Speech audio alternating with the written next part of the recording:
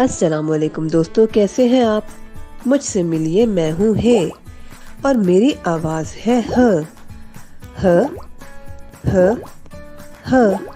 अरे ऐसे नहीं, ऐसे बोलो। ह ह ह। मेरे साथ मिलकर बोलो ना। ह ह ह। मेरी दो शक्लें हैं, छोटी ह और बड़ी ह। आओ मेरे दोस्तों से मिलते हैं। ये हथौड़ी है, हथौड़ी से हम कील ठोकते हैं। ये हेलीकॉप्टर है और हेलीकॉप्टर के जरिए हम एक जगह से दूसरी जगह जा सकते हैं। ये हाथ है और हाथों से हम अपने तमाम काम करते हैं। ये हॉकी है, हॉकी हमारा कौमी खेल है।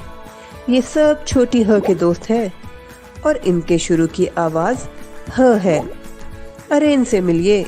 ये कमरा है और ये खरबूजा है। मैं अपना कमरा हमेशा साफ रखती हूँ और खरबूजा पीले रंग का एक मज़ेदार फल होता है। कमरा और खरबूजा के आखिर की आवाज़ ह है। अब मेरे साथ मिलकर बोलो। छोटी ह शुरू में, बड़ी ह आखिर में। अरे रे, कहाँ जा रहे हो। मैंने तो ह पर एक नज्म लिखी है, आओ मिलकर पढ़ते हैं।